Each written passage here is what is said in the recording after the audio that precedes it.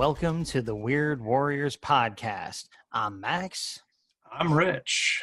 And on this podcast, we will be discussing the Weird War Tales comic series published by DC Comics from 1971 to 1983. And on this episode in particular, we're going to be looking at Weird War Tales number 10. But before we do, Rich will start us off with our retroactive history segment. Hey, one thing about listening to our podcasts after the fact is that it reminds me to go back and check things we talked about checking that I actually hadn't checked yet. Check. So, without further ado, number 1. So how many Weird War Tale covers did Joe Kubert do? Of the 124, he only did 52, less than half. Orlando took over at issue 8 and Kubert checked out completely. Hell, we won't see him again until issue 36, which is a bonus-sized, mostly reprint issue of stories we've already covered. He pops in and out fairly regularly after that. Check. Number 2. In episode 1, the question was raised how the story behind the cover of Weird War Tales 1, go see the photo on our Facebook page, was reprinted in Sergeant Rock 401. I pulled said issue and checked. It's now called The Untold Story and is otherwise an exact reprint. Kind of a letdown, but not surprising. But hey, the Sergeant Rock story is called Visitation. A visitor from outer space drops in on Easy Company and watches man at his best and worst in the middle of a war. That's weird, isn't it? Check. Maybe we just found a possible future special mission. Hell, we have to get Rock in here somewhere.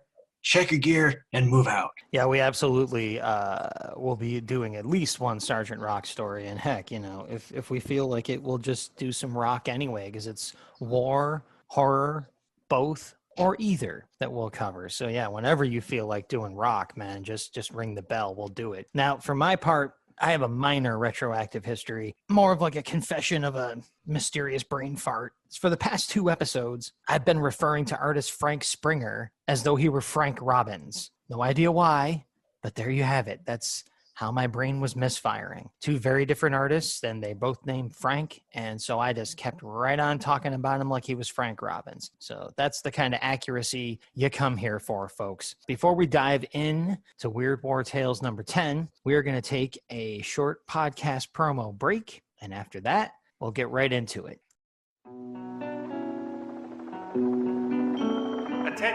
Attention all personnel. New from the Fire and Water Podcast Network, it's MASHcast. Hosted by MASH megafan Rob Kelly and a rotating cast of VIPs, MASHcast analyzes episode by episode the greatest television series of all time, MASH. Find MASHcast on fireandwaterpodcast.com. Jocularity! And we are back looking at Weird War Tales number 10. And Rich is going to hit us with the cover detail for this issue. It's the 10th great issue of Weird War. Art by Nick Cardy again. By the light of a full moon that's split by a castle tower, a U.S. paratrooper is hung up by a chute on rooftop gargoyles perched atop an adjacent tower. In the tower window immediately to the trooper's front, he is horrified to see the ghost of a French swordsman that looks like he would fit right in with the 3 musketeers. He's holding his épée as if he's about to run the American through and has a look on his face like he would like nothing better.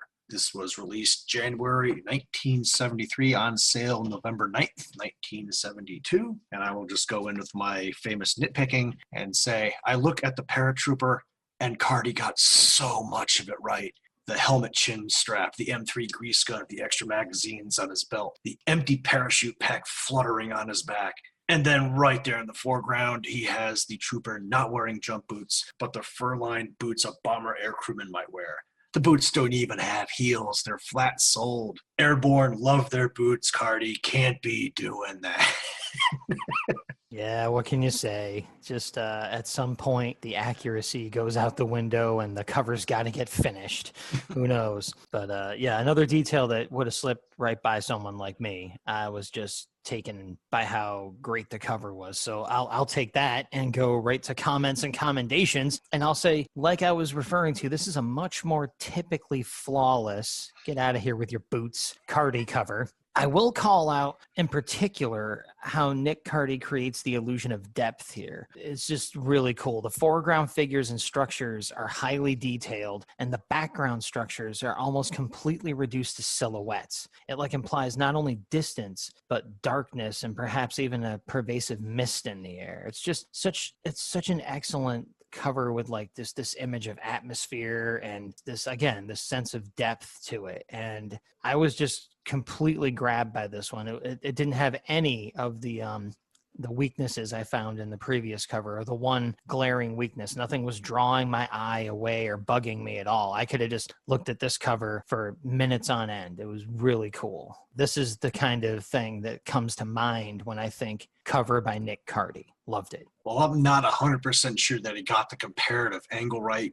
I have full appreciation that Cardy got the moonlit shadow of the trooper on the walls of the castle. He even got the angle changed in the castle window where the bricks move in at a 90-degree angle. That was a nice touch. That's the kind of thing I probably would have forgotten, actually, if I was drawing a cover. But hey, that's why I don't draw covers. So anyway, onward. Yeah, from now on, we're going to have Rich do his version of every cover and post it on the Facebook page, right? That's what we're going to do? Yeah, because I got all kinds of time for that. Yeah, excellent. Okay, so that's official. And after this awesome cover, and we'll talk about this maybe a little more at the end, but we go right to the first story in the issue because there is not even an attempt at a framing sequence in this issue. So we go right to Who is Haunting the Haunted Chateau? Script by Sheldon Meyer, art by the amazing Alex Toth. And the synopsis is as follows here. It's the cover story. A crippled B-17 with only 2 survivors aboard limps over a chateau on its way home. Knowing they're not going to make it back, the pilot, Captain Towers, orders the gunner, Sergeant Herbie Lang, to bail out. Lang hesitates because he heard the chateau is haunted, so Towers suddenly banks the plane and throws him out the hatch. Fast forward 10 years, New York City. Lang and Towers run into each other in the after theater crowd. Lang introduces the captain to his wife, Cecile, who he met at the haunted chateau. They go to a restaurant to catch up.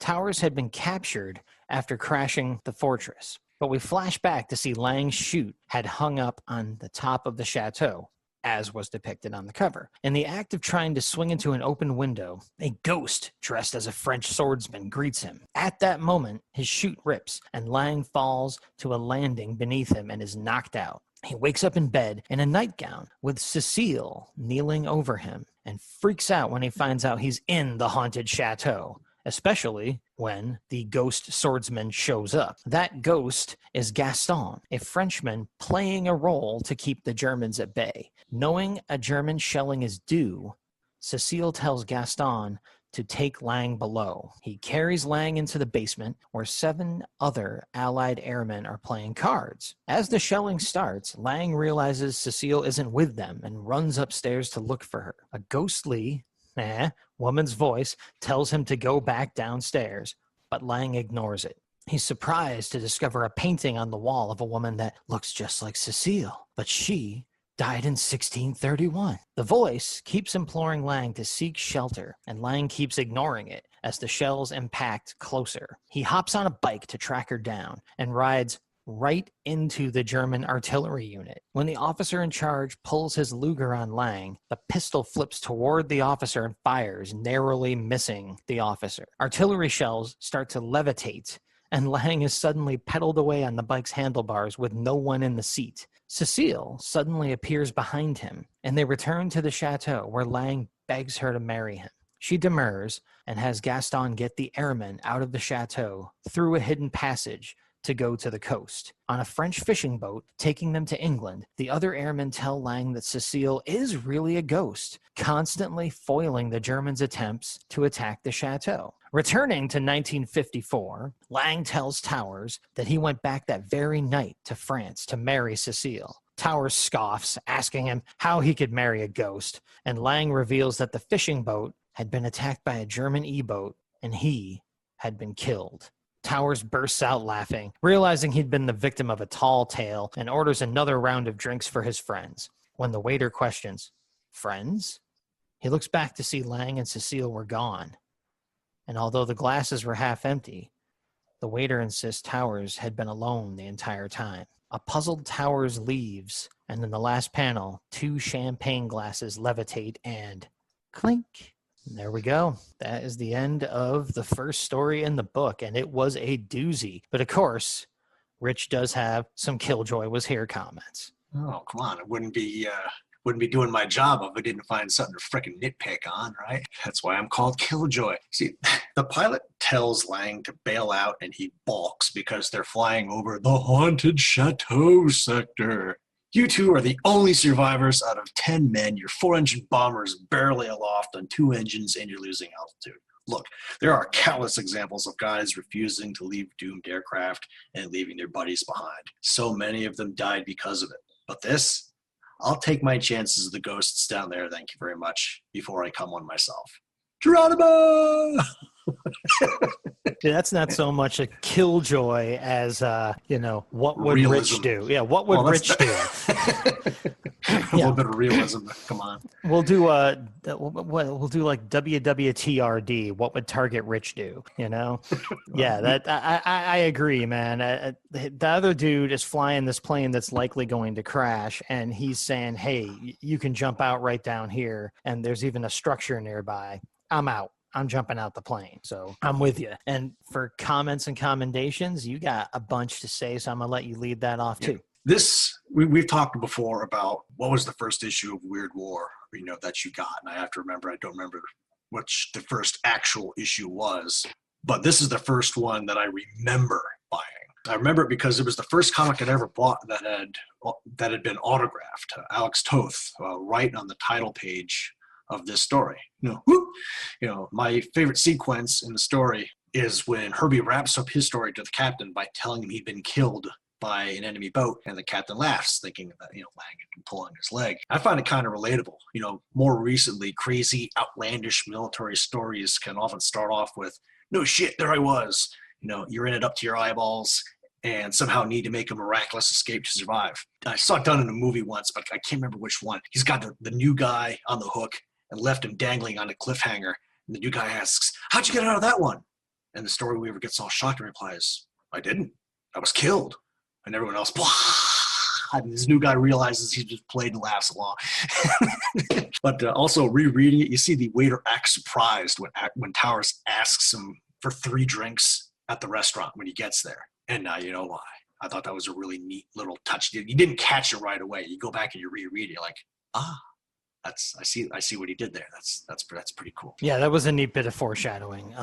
When you look at the story, the waiter's like 3 drinks, and you see the 3 characters right on panel. So you're not sure why the waiter is giving a little bit of attitude, but you're like, waiters. So for my part, the art in the story is, of course, incredible. It's Alex Toth, and everything that makes him Alex Toth is on display in this story. It's just great. Specifically, though, I'd like to focus on the wide range of tones that Toth is able to deliver throughout this 10-page tale. We go from gritty airborne action to a creepy gothic atmosphere to outright comedy with the bicycle scenes, the German officer shooting his own hat and so forth, and even to a night on the town in a bustling New York City in the 50s. All of it looks fantastic. Every bit of it works together without so much as a hitch. This is why people talk about Alex Toth. It's effortless. You don't even notice how he's juggling these different tones and scenes until you step back and analyze it, because it's just so smooth. So there's that. The only nitpick that jumped out at me is on page 5, when Gaston is carrying Herbie Lang down the stairs in the chateau. Either Herbie is suddenly the size of a child, or Gaston is like 9 feet tall. I guess the other pilots did say it took a ton of flour to make Gaston look like a ghost. So maybe he's just, Andre the Giant's father or something. Andre, I think, was of French descent. Could be. That's the only thing I could find that was even close to a nitpick. This story was a huge winner for me. I love the tones. I love the art, the twist at the end. This was the Weird War that I remember reading from when I was a kid. Given that, we'll see if we strike gold again, in my opinion, with the second story, and Rich is going to take us there. And The Room That Remembered.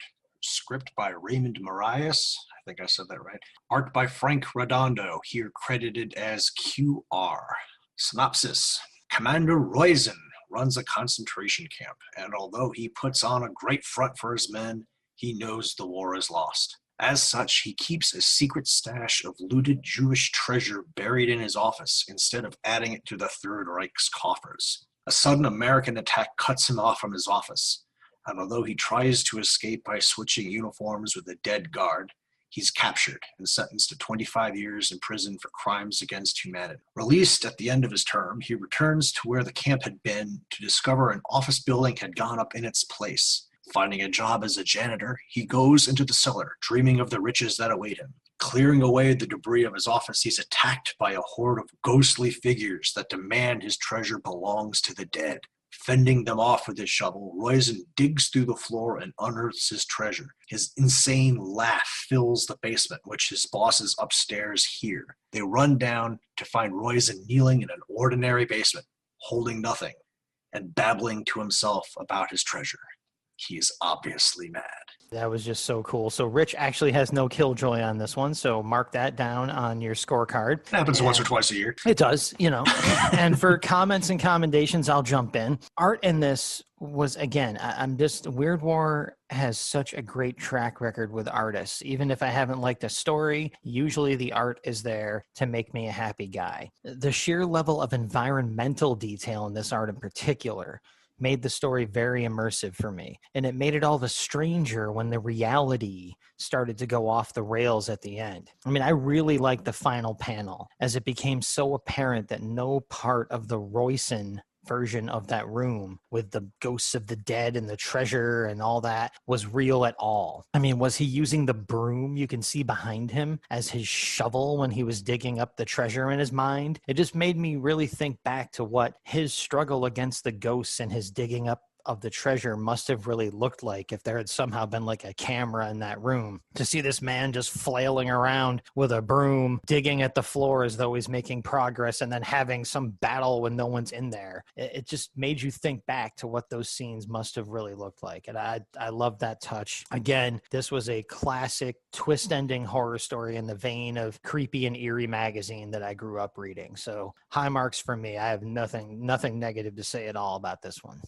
Frank Redondo did so much of the art in the Sergeant Rock comics that I was pulling off the rack when I'm in my youth. For me, he was my original rock artist.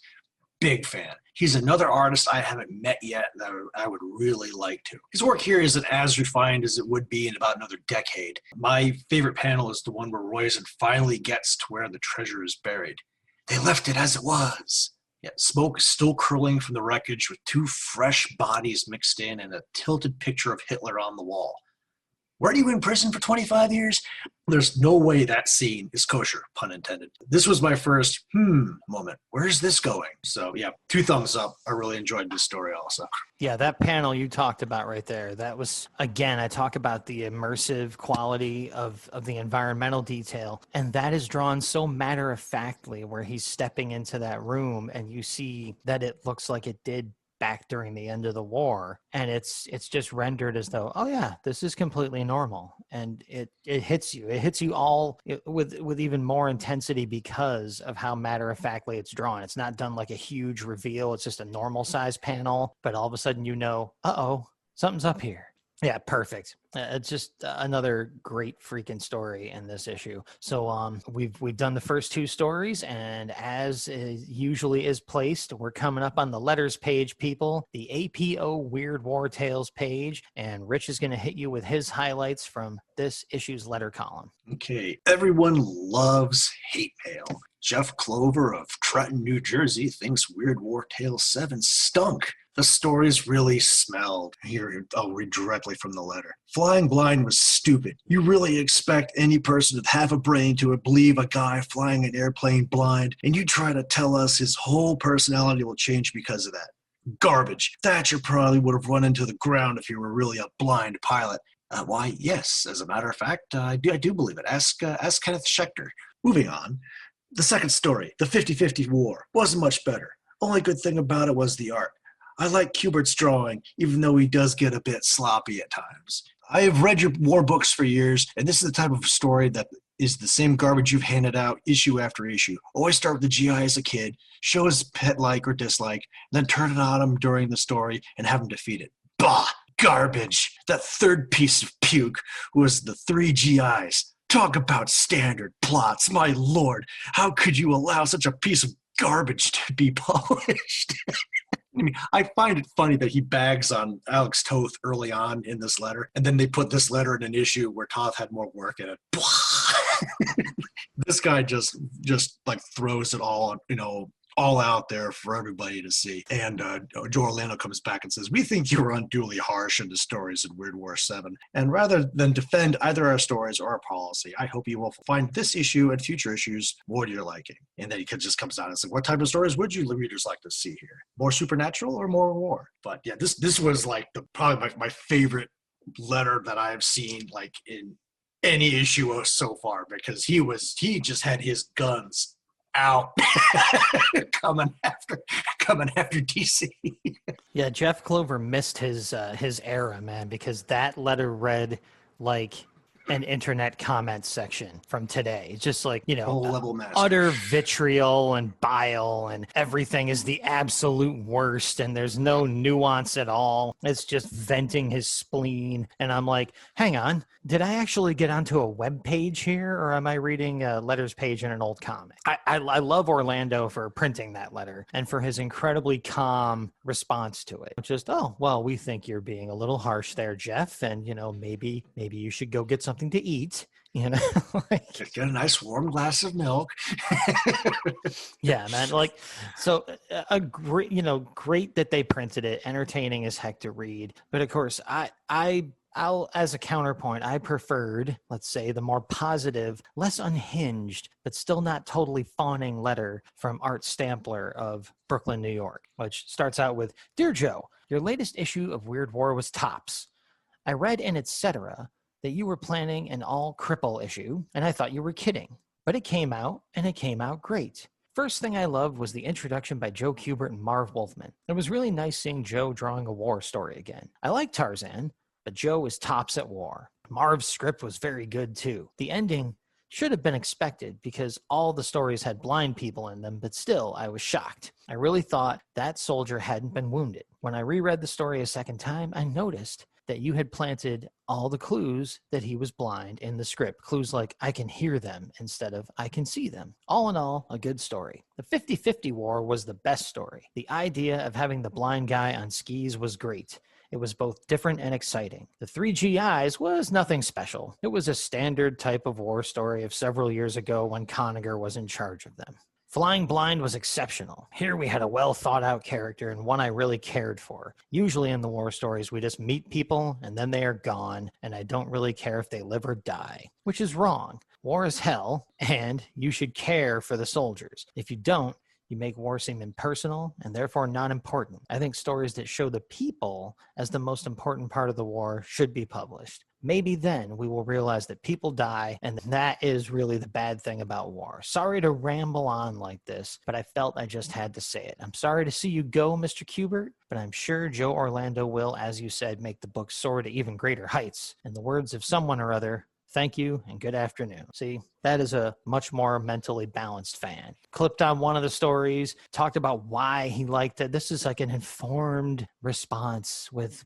actual opinions. But again, they don't make them like that anymore. Yeah, exactly. Don't make them like that anymore. And I wouldn't have enjoyed this letters page as much without Jeff Clover's completely unhinged rant following that right up. Like, you start off with Art's letter and then you have Jeff going, "Get out of my way, I got something to say here," So very cool letters page as usual, if not even more so. After that, we're moving on to the third story in the issue, which is called Cyrano's Army. Script is by Len Wein. Art is by Walt Simonson. This issue features Walt Simonson's first professional published comic book work. And what's that, Rich? I got it.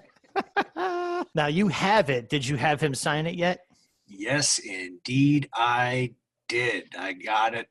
He was at a con I was going to. I was just flipping through the books, my Big Five index, everything else like that. I'm like, hey, Walt Simonson did a war book. Great.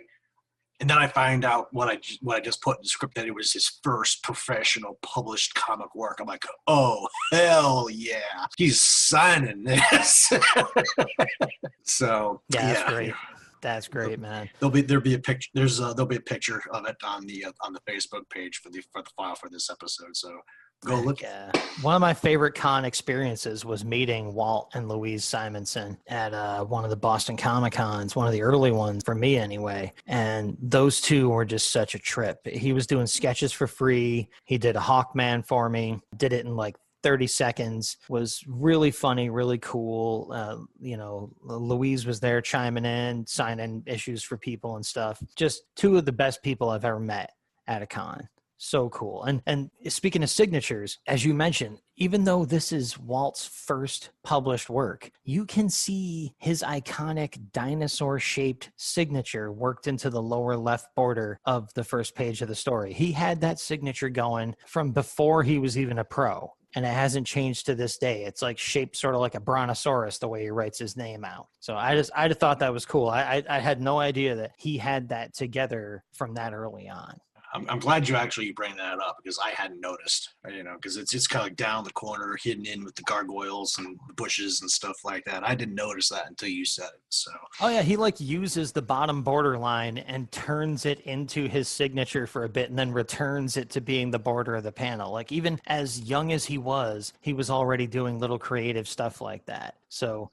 I mean, we're still just talking about the first page and the credits here, people. So I'll jump into the synopsis of the story because there's more to tell. Cyrano is the village idiot of Ville Seul. And I think I'm saying that right. It's Seule. Every day, Cyrano leads an imaginary army through the streets with a wooden sword, helmet, and army jacket. The townspeople ridicule him and laugh at his antics, but the mayor thinks that Cyrano mocks the men of the battlefield, and the only thing he's good for is to clean the gargoyles on the town's cathedral. Saddened, Cyrano talks to the stone creatures, swearing he could lead an army in battle against the Boche, the Krauts, the Germans, if only given a chance. As if on cue, the Germans arrive in town, and Cyrano charges out and attacks them with his wooden sword. A woman begs the Germans not to kill him, saying that he is only a fool. So the commanding officer shoots the sword out of Cyrano's hand and commands the fool to entertain him. At the mayor's hilltop chateau overlooking the town, Cyrano later watches the Germans humiliate the mayor and knows the sound of cruel laughter all too well. When Cyrano asks the commander to treat the mayor, an officer from the last war, with some dignity, the officer kicks Cyrano to the ground. They laugh as they toss him his sword and helmet. Entertain us, fool. Show us how an army should be led. Are you Napoleon? Or perhaps Josephine? As laughter cascades onto him, hate fills Cyrano with a rage so awesome it splits the sky. Thunder and lightning roll, and Cyrano hears the whispered answer of granite wings. The windows of the hall explode as the gargoyles fly in, and Cyrano commands his army to destroy them all. The screams are heard clear back in town. In the morning, all the Germans are dead. No one will admit that they saw 10 winged forms fly back to the cathedral when the screaming stopped. But Cyrano knows, and he's the greatest general of all. So that's the end of that one. And we have a little bit of Killjoy Was Here and a History Minute coming up. What a lot of people don't know is that the southeastern half of France wasn't occupied by Germany after France surrendered in 1940. Vichy France was a collaborationist state that took all its orders from Berlin, named for its capital city, Vichy. When the primarily American armies landed in French North Africa in Operation Torch in November 1942, they were facing Vichy forces. After some covert negotiations and a half-hearted resistance, the French either surrendered or switched sides. Germany occupied Vichy France soon after, probably as a direct result of such a lackluster performance. So Ville Seul, on the south coast of France, spared by the ravages of war until the Germans arrived, hey, it looks like we have a rough date on the story when the story takes place. Yeah, and just what you just mentioned about the occupation, my wife and I actually just learned about all of this. We just finished watching a 7-season show called Un Village Français on Amazon Prime, and it detailed the onset, the duration, and the aftermath of the German occupation of France, focusing on, of course, one village in particular. And I learned so much watching that show, including that not all of France was occupied, and I learned about the entire the term Vichy France and all that, finishing that series just before we read this issue. So that's pretty good timing. It's also how I learned that Boche was a French term for, slightly derogatory term for the Germans, or an equivalent to the word kraut that we would use. So that was just cool. Like I'm like, hey, I actually know this stuff now, and I actually had some background, information that helped me with this story. I'm like showing you all the history stuff off the get-go. Yeah. So for my part, for comments and commendations, Walt Simonson's art here is far more confident and stylized than I would have expected from such an early effort, even from him. It's so loose and borderline abstract in some ways as to remind me of another oddball favorite artist of mine, Scottish artist Cam Kennedy. Now, he worked on Judge Dredd and Rogue Trooper, but would be perhaps most well known to American readers as the artist on the Dark Empire Star Wars series from Dark Horse Comics back in 91, 92. The similarities to Cam Kennedy's style here are so striking that I have to imagine that Kennedy was a major influence on Simonson when he was coming up as an artist. As for my favorite touch, it's got to be the border around the first panel of the final page of the story. Instead of a panel border, it's just the letters of the screams coming from the Germans as they're getting murdered by the gargoyles. It's just, yeah, all around the entire border of the panel. Again, that experimentalism that Simonson shows, not only in the style of this art, but like the way he worked his signature into a panel border, and then what he did here with an entire panel made up of lettering, or entire panel border made up of lettering. So just way more than I would have expected from a first effort by anyone. There's a reason the Walt Simonson is so great, and you can see it all right here. That's me. Yeah, like I've already said before, I bought this book with the Toth signature already in it, and then I got Simonson to sign it later on. So this is going to be, this is keeper book. This one isn't going anywhere. This is going to stay in the archives forever. My favorite sequence is when Cyrano charges the Germans with his wooden sword, screaming at them to leave, and his reaction when his sword is shot out of his hand with a single shot. Stares at his empty hand and stares at the smoking muzzle with this "well, hell" expression. It's sadly comical because that's happened to all of us. He tried to do the right thing and it instantly goes wrong.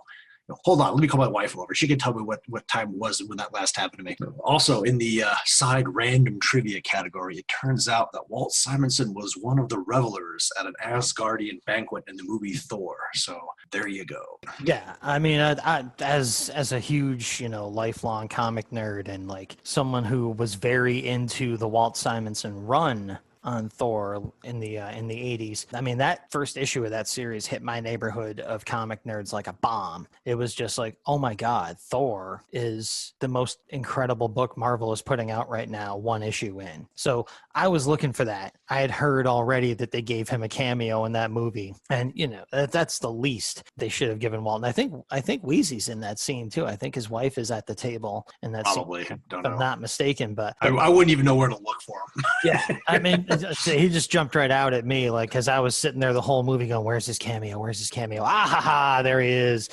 So just well deserved. Like without Walt, I don't think Thor's series would have survived the 80s. I think that book was in trouble when they gave it to Walt because he was just allowed to do whatever he wanted. First issue just had a horse-faced alien steal Thor's hammer and take his place in Asgard with the favor of Odin. Like, boom. Beta Ray Bill. Yeah, Beta Ray Bill, done, and just off and running. So before this becomes a Walt Simonson's Thor podcast, which I would turn it into if I was allowed to run rampant, we will go to, now that we're finished with the content of the issue, and as I said, there's no framing sequence here to seal it off. It's just 3 stories, and we're out. We're going to talk about our spotlighted ads for the issue, and Rich will start us off. Okay, the 1970s were the golden age of funny cars. The most damnedest designs were created. On the last inside page of the comic, we have the Snap It, Roadrunner, and the Beep Beep T and Wile E. Coyote and Wile E. Willie's model kits. Roadrunner is riding his, and the Coyote is riding a skateboard and hanging on to his machine.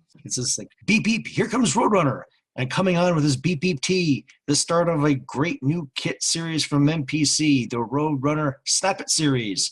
Just dig the big bird's bomb, a tiny T, a supercharged, supersized engine, and a super colossal spoiler to keep it all on the level. Beep, beep. Now, right behind it is Wile E. Coyote and a Wile's 2 for the heavy Hemi. 2 great new kits and a snap to build. No glue needed to gum them up. Get both now, because there's more coming. Roadrunner kits from MPC. Beep, beep.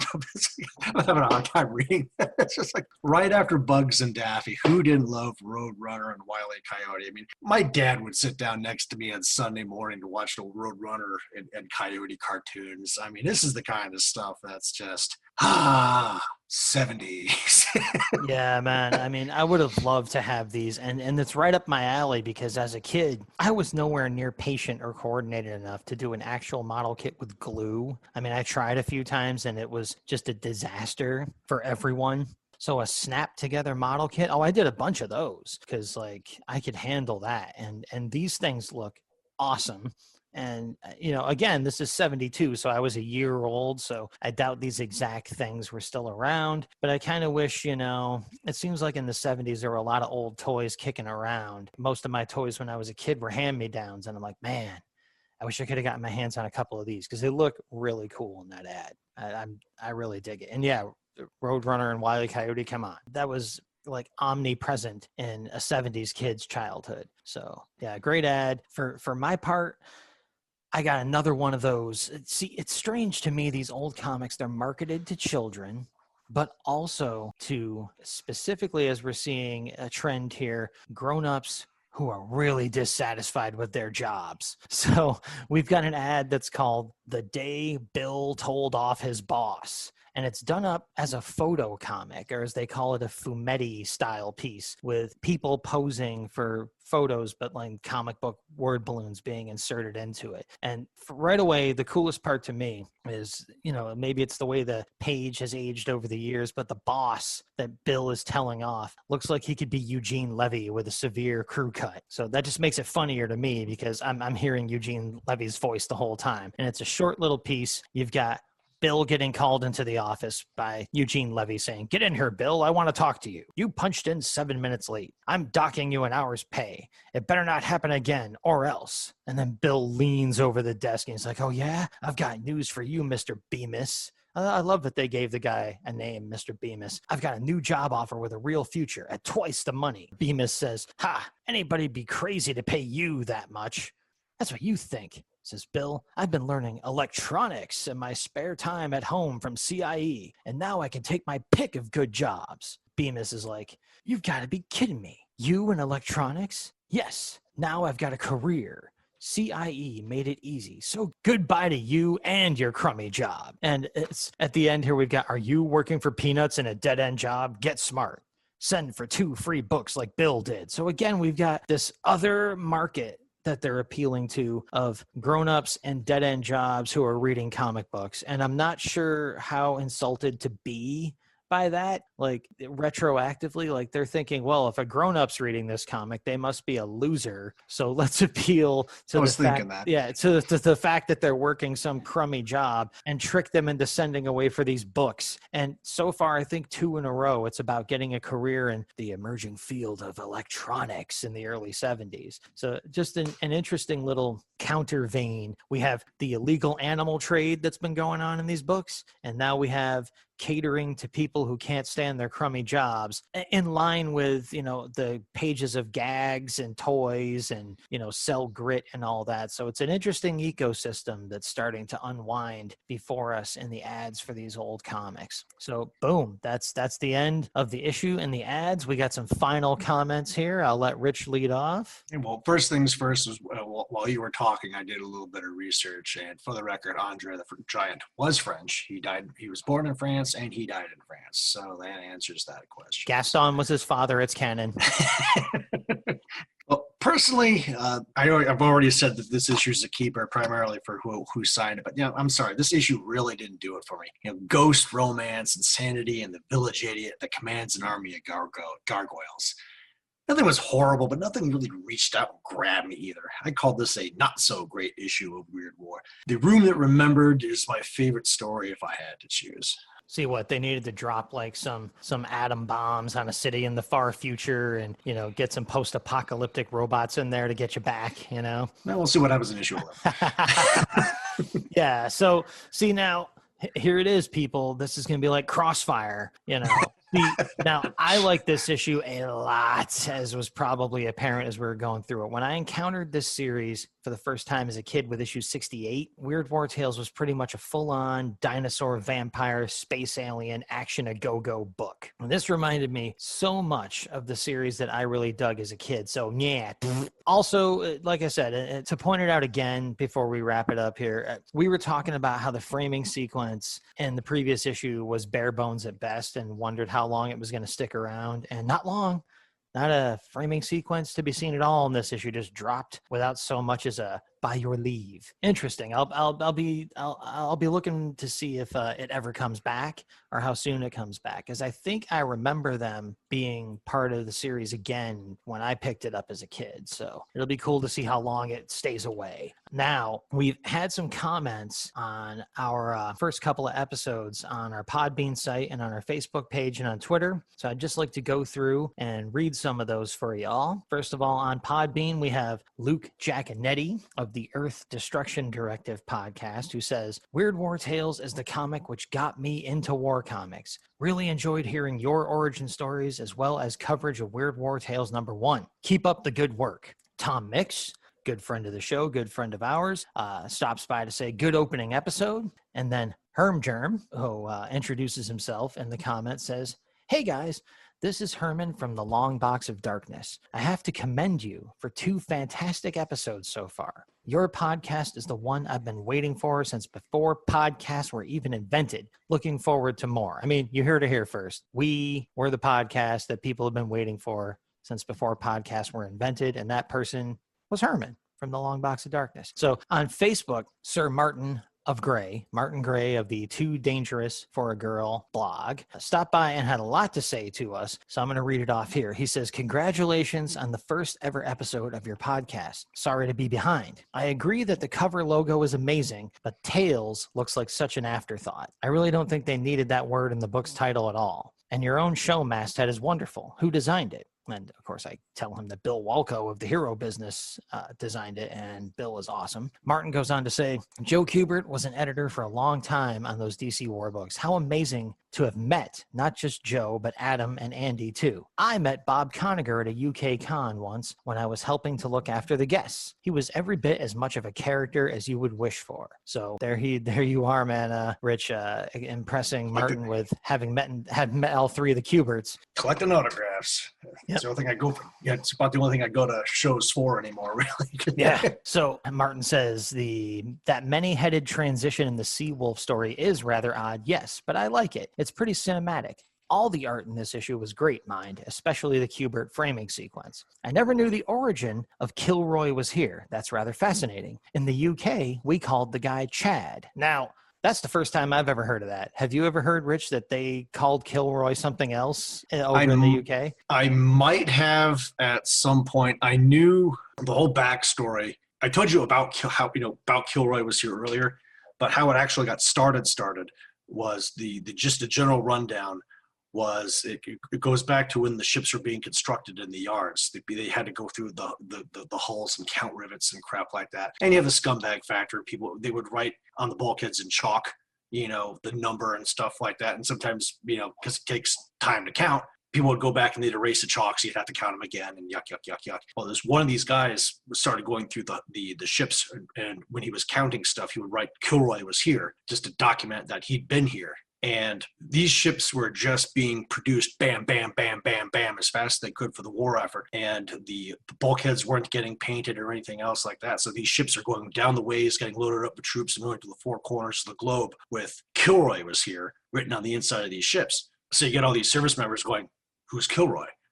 And they just start creating their whole little thing around it, and they just took off with it. And at some point, the cartoon character, I believe, was British. It was some sort of British cartoon character, a comic book icon or something that they incorporated with the Kilroy was here, and the two came meshed together, and it went from there. Oh, that's cool. I mean, we'll obviously look into it more. Maybe Martin will chime in later that maybe you brought up that the cartoon figure was an existing UK cartoon figure, and maybe that character was called Chad in the original source. So Awesome. yeah, that could be. So Martin goes on to say, I really like the discussion of the stories, though I blanked out a tad on the technical talk. It never makes a blind bit of difference to me whether a tank is the wrong color or doesn't have the right number of rivets, so long as it looks right to my untrained eyes. It's like cars in comics or dogs. As long as they give me the impression of being cats or dogs or cars or whatever, I'm happy that the creators just get on with the story. Still, many listeners may love this stuff. So see, Martin's one of my people. He doesn't know any of this. But, that's why we have Rich along to show us what we're missing and to point out the other levels. In the reenacting field, people that get, too deep in the weeds are called stitch Nazis. It's like, no, that cup needs to have 3 rivets on it, not 2. I mean, that's why it's Killjoy was here. I'm trying to be that guy. Oh yeah, no, I'm all for it. And believe me, it's not just in your field. My supervisor at work was in the 501st for a long time, like the bunch of people that make their own stormtrooper armor. So the Star Wars community has those people to the nth degree. Just how screen accurate is it? You need a vent port. It's 3 degrees off where it should be. Anything you could possibly imagine. So yeah, those people are everywhere. There's a guy I know who got out of World War II reenacting, and he's jumping in, both feet into 501st. And he posts photos all the time of him, putting blast damage on the armor and, things on the belt and, just like what you're saying. So. Yeah, and I mean, the 501st does a lot of charity work going to like children's we're not bagging them at all. And stuff like that. It's great, but man, the nitpickers are thick and they are intense, and God love them. They're there keeping everybody in line. So Martin goes on to ask us, are you really planning to do all the issues? Maybe just do the good ones and those with a particular talking point or two? Sorry, Martin. We're doing them all. We're doing them all until either we completely stop, disappear from the earth, or the Reaper takes us. We're doing every single issue and more. We're doing. And who decides who the good ones are? Yeah. My favorite one might be the one that Max goes, I got to do this piece of tripe. This issue right here didn't do it for Rich, and for me, like, boom, this is my favorite one so far. I'm standing on my feet, giving the ovation for this one. So Martin says, he tells us we were spot on, that the text pages that were in those early issues were there to please the post office. There was some technicality there. He also tells us that Ed Herron went by the name France Herron. The non-war comics work he did was rather impressive too. Definitely check out his wiki page. So there's something for people to research. Ed Herron, or France Herron, one of the artists from our previous issues, has some work out there in non-war books as well. Now, Martin also mentions, we were talking about the spelling of goodbye with no E at the end. He said that goodbye annoyed me too. I just assumed it was a funny US spelling, a la midnight with an N-I-T-E. Apparently not.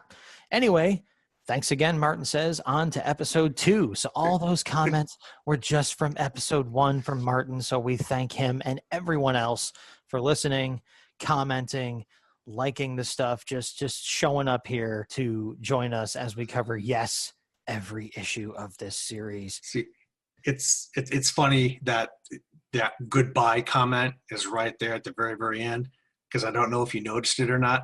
At the very, very end of the ad of the day Bill told off his boss. So goodbye, BY, to you and your crummy job. So bam, there it is again. Yep, I was actually waiting to bring that up until the end, so I'm glad you caught it too. Like, and I didn't really catch it until I was reading the ad for the episode right now, and I'm like, oh, Oh yeah, Martin brings that up in his comment. We can work that in. So yeah, I sailed right by it when I was reading the issue for this episode, but as I'm reading the ad, it jumped right out at me. So there you have it, people. It's taking us a while to get to comments because we recorded a lot of episodes in advance, so we're way ahead of schedule. I'm sure that will even out at some point in the future, life being life. But right now, that's how it is. We will try to mention as many comments and people who followed the show and supported us as possible. And again, thanks to everybody for being here. This is Max. This is Rich. This is the Weird Warriors podcast, promising to you that we shall make war no more.